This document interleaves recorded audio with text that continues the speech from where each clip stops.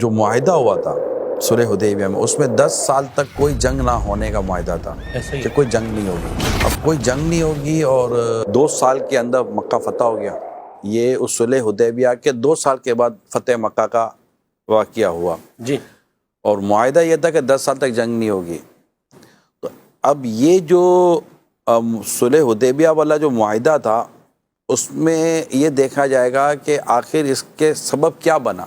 تو سبب جو اس کا تاریخی کتابوں میں لکھا اور جو بنا وہ یہ تھا کہ یہ معاہدہ کفار یعنی قریش کی طرف سے ہی یہ معاہدہ توڑا گیا کہ جب مطلب کہ ایک دوسرے کے ساتھ جو حلیف ہوں گے ایک دوسرے کے، ان کے ساتھ بھی جنگ نہیں کی جائے گی۔ مکے کے قریش تھے، کفار مکہ تھے، انہوں نے ان سے جنگ کی جو نبی پاک صلی اللہ علیہ وسلم کے حلیف تھے، آپ کے ساتھ تھے، اور ان کا کافی خون بہایا گیا، حتیٰ کہ حرم پاک میں بھی ان کا خون بہایا گیا اور بڑی قتل و غارت گری کی گئی۔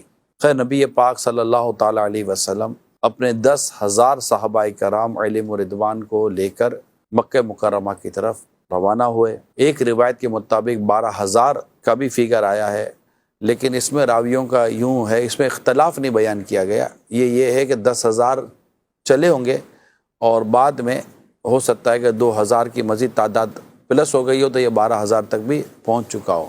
اور نبی پاک صلی اللہ علیہ وسلم کا عالم یہ تھا کہ آپ اپنی اونٹنی قصوہ پر سوار تھے۔ جی، فاتح مکہ رحمت عالم صلی اللہ علیہ وسلم کی کیفیت یہ تھی کہ آج تواضع اور عاجزی کے سبب، ایک تو ہے نا فاتحانہ انداز میں آدمی داخل ہوتا ہے، نہیں، آپ اللہ پاک کی بارگاہ میں عاجزی کرتے ہوئے، انکساری کرتے ہوئے، اپنے سر مبارک کو جھکاتے ہوئے کہ آپ کی داڑھی مبارک اونٹ کے پالان سے لگ رہی تھی، اللہ، اور آپ یوں فاتح مکہ بن کر جب تشریف لاتے ہیں۔ اب پیارے اسلام بھائیو، جو چند چیزیں میں آپ کو عرض کرنے جا رہا ہوں جو اس واقعے کو مزید تاریخی بناتا ہے۔ 14 سال گزر جانے کے باوجود بھی اس کی اب کوئی مثال نہیں لا سکا، نہ کوئی لا سکے گا۔ نبی پاک صلی اللہ علیہ وسلم جب فاتح مکہ بن کر تشریف لاتے ہیں، آپ کے ساتھ صحابہ کرام بھی ہیں۔ اب سامنے وہ لوگ ہیں، ان میں کسی نے آپ کے گلے میں پھندا ڈالا تھا، آپ کی آنکھ مبارک باہر آ گئی تھی، کسی نے جانور کی اوجری آپ پر رکھی، کسی نے آپ پر پورا کرکٹ پھینکا، کسی نے آپ کے صحابہ کرام کو تپتی ریتوں پر لٹایا، کسی نے کیا ظلم کیا، کس نے کیا ظلم کیا، کس نے کیا ظلم کیا۔ طرح طرح کے مظالم جن پر ڈھائے گئے تھے، آج وہ فاتح مکہ بن کر مکہ مکرمہ میں ان کی جلوہ گری تھی، اور سامنے یہ مجرموں کی طرح کھڑے ہیں کہ دیکھیں ہمارے بارے میں اب کیا فیصلہ ہوتا ہے اور ہمارے لیے کیا، مطلب آپ سمجھ سکتے ہیں کہ جو مطلب اس ٹائم ان کی جو کیفیت ہوگی، ان کے تو ہوش اڑے ہوئے تھے اور بالکل آنکھیں پھٹی کی پھٹی تھی۔ نبی پاک صلی اللہ علیہ وسلم نے آتے پوچھا کہ آج تم کیا خیال کرتے ہو، تمہارے ساتھ میں کیا سلوک کرنے جا رہا ہوں، یہ آواز کیسی ہوگی، اللہ، اور اس وقت ان کے دل گردے پھیپڑے کلیجوں کا عالم کیا ہوگا جی، کہ کیا سلوک کرنے جا رہا ہوں، تمہارے ساتھ کیا انجام ہونے جا رہا ہے۔ تو انہوں نے لجاجت کی کہ ایک بھائی جیسے دوسرے بھائی کے ساتھ کرتا ہے، اس طرح کر کے انہوں نے ایک عاجز اپنی وہ اپنی بے بسی ظاہر کر دی۔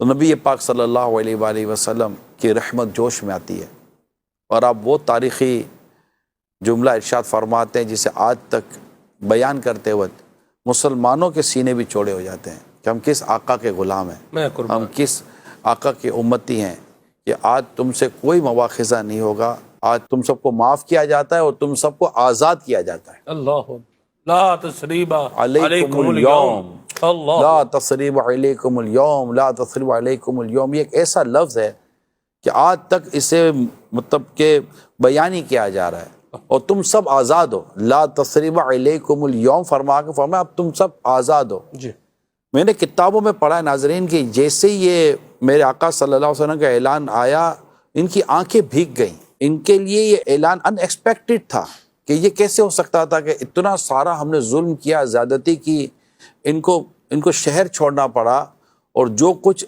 ہوا تھا سب ان کے سامنے تھا، اور آج ہمیں اتنا عام معافی کا اعلان مل گیا اور اس طرح آزادی کا اعلان مل گیا۔ اس کے بعد کئی مسلمان ہو گئے۔